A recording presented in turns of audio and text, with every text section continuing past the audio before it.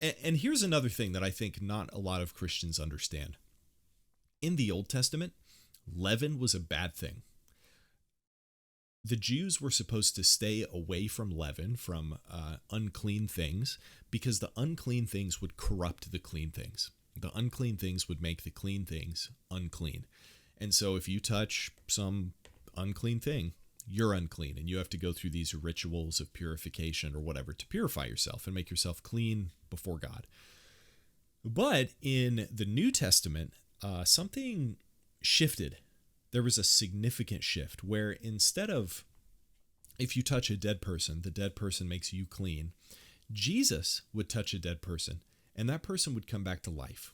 Christians still, through the power of the Holy Spirit that is within them, make unclean things clean. No longer do unclean things make the clean things unclean. So we are not made unclean by the world. Our responsibility and the power that God has given Christians is to make the world clean. Before, God's people were supposed to separate themselves from the world, but now we are supposed to be the ones who are infecting the world. Before, the world would infect us. Now we are the ones who are supposed to be infecting the world, but in a good way.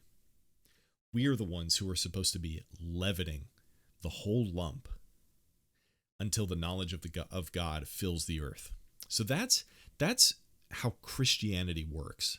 We are not corrupted by the world. Now, of course, the world can corrupt Christians, but the power of the gospel, the power of God that exists in the world right now, is a force that will take over the whole world. It is not a force that will be taken over. It is the leaven that will work through the whole lump until everything's complete.